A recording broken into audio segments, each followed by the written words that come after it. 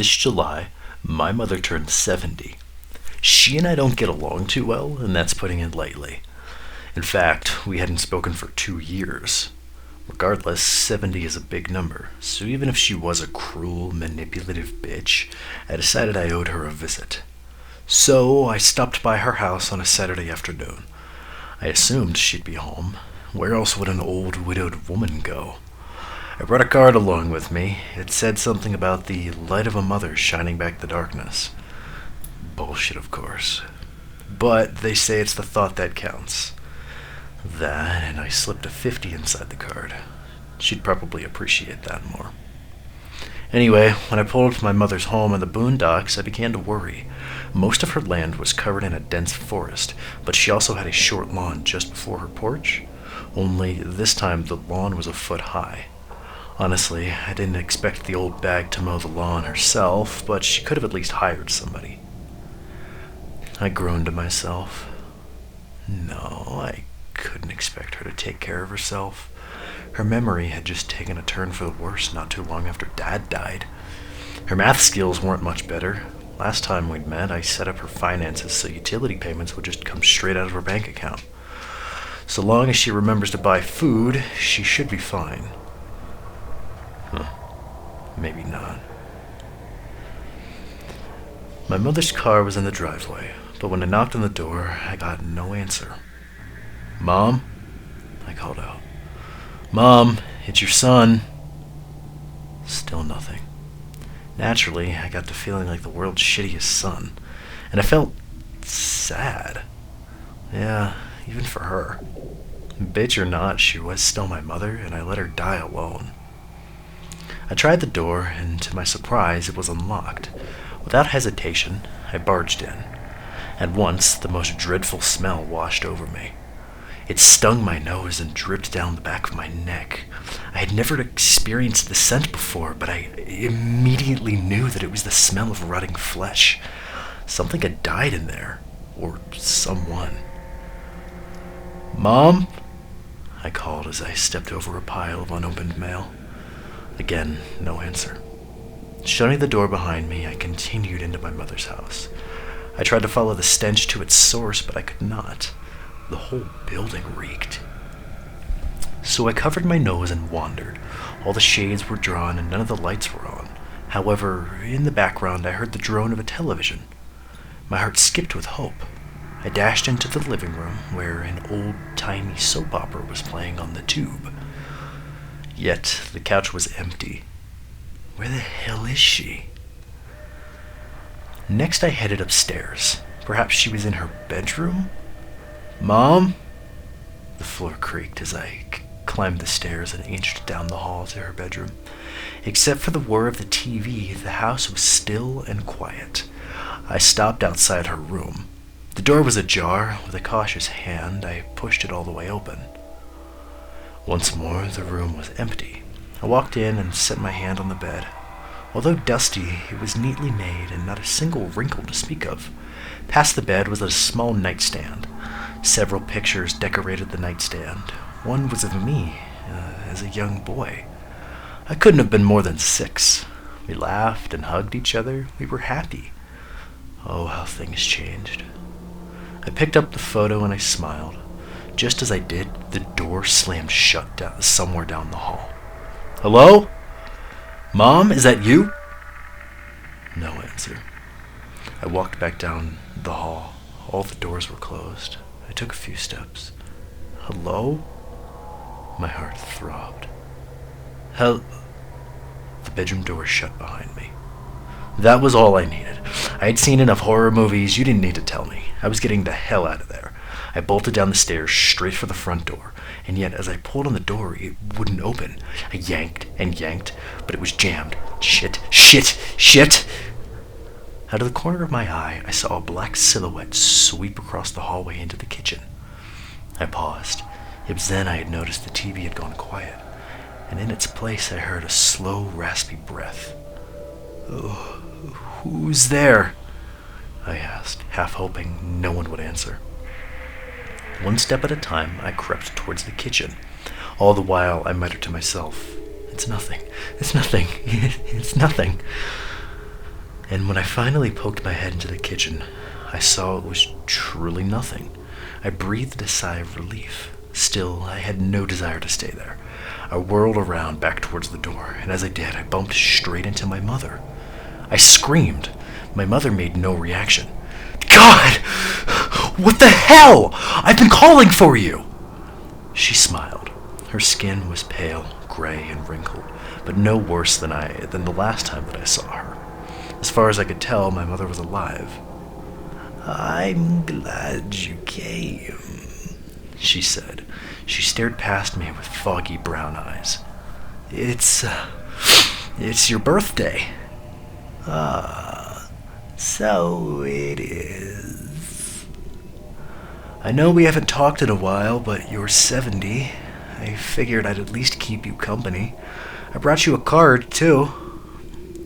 Although I offered the card, she didn't take it or even notice it. Company. That's all we want. Shaking my head, I set the card on her kitchen counter next to a stack of pots and pans. Look, we need to talk about the smell. It's awful. My mother grinned. We like the smell. Like the smell? How can you like... Wait, why do you keep saying we? Her smile faltered and she dropped her head. A look of confusion and concern passed over her face as her wispy eyebrows pinched together. Then, just like that, my mother's grin reappeared. She lifted her head and she took both of my hands in a ginger grip. It keeps me company. It? Now you'll keep me company too. Mother, what is it? Oh, you've seen it already, she said, tightening her grip. Are you feeling all right? I'm feeling wonderful, and soon you will too. I laughed a nervous laugh. You don't seem wonderful. She squeezed my hands tighter until I winced. I tried to pull away, but she wouldn't let me. Yes, wonderful. Why, I could just lose my head. My mother's lips stretched into a crooked smile, but the smile grew wider and wider until it ripped through her skin. Blood flowed from the broadening grin and dripped down her chin. When the scarlet smile reached from ear to ear, the top of her head fell backwards to reveal her gaping black throat, and out from her open maw crawled 4 shadowy tendrils. Jesus Christ! The tendrils shot forth and latched onto my neck. I struggled against my mother's hold, but she held me firm as the black arms crept towards my mouth. Just as I felt their cold, slimy touch on my lips, I kicked my mother in the gut. It was enough to push her off of me. I leapt over my mother, or whatever she was, and I headed towards the door. I tugged on the doorknob again and again, for all the good that it did me. You can't leave. She walked towards me with a calm, level expression. You're ours now. What did you do to my mother? I'm still your mother, she said, taking a step towards me. No, you're not. What did you do? My mother closed her eyes and froze. Then, from around the corner of the kitchen, I saw 2 inky black hands. She was alone, a deep, gravelly voice said. Then, hands slipped back behind the wall. I gave her company. Once again, my mother opened her eyes and walked towards me. A slit opened across her lips and her head peeled back. Before she could grab me, I ran back upstairs. That's probably exactly what she wanted. Or rather, what that creature controlling her wanted. If I could not run from my mother, I would try hiding. So I ducked into the first room onto the right. It was the guest room. Immediately I looked around for a place to hide. Under the bed maybe, behind the curtains. I groaned. They were both terrible hiding spots. When I considered what to do, the closet door opened. A young man with tattoos and short brown hair rushed forward. On his arm, I noticed several needle tracks. I raised my fist to defend myself, but the man opened his palms to show that he meant no harm. "Whoa, whoa, whoa, whoa," he said in a hush. "What are you doing here? You gotta get out of here, man. That lady..." "That's my mom." "Not anymore." "What are you doing here?" "Me? I thought this place was abandoned. I came here to toke up. Next thing I know, I'm trapped in here with that thing." "How long have you been here?" I asked. The young man looked around nervously. He didn't answer the question. "They'll be coming." "My mother was following me," I said, still in a whisper. "I don't know where she is now."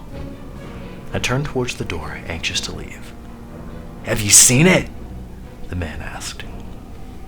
He scratched his neck nervously. I shook my head. I didn't want to know about it either. I just wanted to know how to get out. I turned towards the door, away from the strange junkie, but he continued talking. "It's like a shadow with tentacles that reach out and grab you, and its face, its crooked face." The man grabbed my wrist. I pulled my arm away, but he pulled it right back. "If you see it, run, or else you'll be turned into that lady." "What does it want?" "More."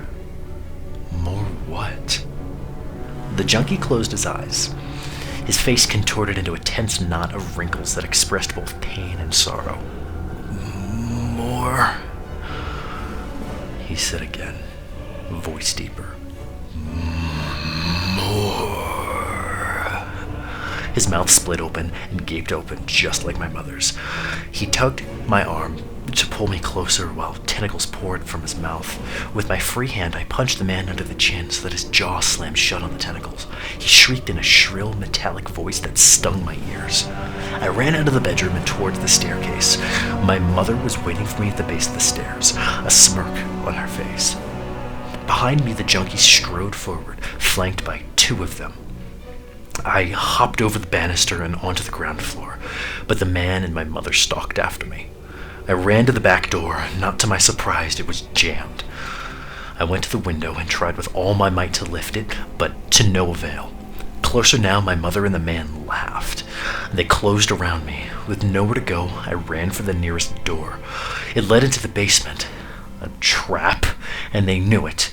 I ran down and stood at the bottom of the stairs, waiting for my mother and the man to come for me. Instead, they smiled and slowly shoved me into the dark. The blackness was thick. It was like someone had dropped me into the bottom of the abyss. Even the air felt dense enough to choke on. It pressed down on me until my shoulders slumped and wanted to curl into a ball. I fumbled around for a light, but for every moment that passed in the blindness, my pulse quickened, and soon the seconds turned to minutes. At long last, I found a pull cord in the center of the basement. I switched on the light with hopes that I could scan the basement for an escape or something to defend myself with, and yet the light shone on me and me alone. At most, I could only see a yard in front of me. The darkness was an impenetrable wall. It was then that I heard an ominous noise, like the cackle of distant thunder, or the gurgle of a drowning man. The sound circled around me while a figure shifted in the darkness, its body black beyond description. I spun around to get a good look, but as soon as I tried, the figure disappeared and the sound faded. Cold and clammy, my hands shook, and I tensed them into fists. "Come on! Come on, you piece of shit!" However, as I spoke, fog poured from my lips, and a shiver ran up my spine. None of this was normal for a balmy summer day. Something was unnatural in this basement, and I was beginning to regret my words. The quiet lingered on for well over a minute, but it couldn't last. From out of the darkness, I heard a coarse, metallic scream. Then a black silhouette of a creature stepped into the light. Its body consumed the light, so that it appeared without depth or dimension. In place of arms and legs, it had long tentacles that slithered across the floor. Worst of all was its face. The creature had a crooked, white smile that cut across its head, and bulbous white eyes without pupils or irises. I froze, my mouth unable to form words, my throat too shocked to scream, but the creature crept closer to me until its fetid breath swept over me. It latched onto the light bulb with one tendril. The heat of the light bulb made the creature's skin steam. Yet, as the tentacle curled around the bulb, the glass broke and splayed across the floor. Once more, I was bathed in utter darkness. By now, I had regained my senses enough to run, and I bounded upstairs. The creature's steely laughter echoed all around me, yet the door was held in place by my mother and the man. They joined the creature in its laughter while it crept ever closer. I beat my fists against the door and pushed with all my might.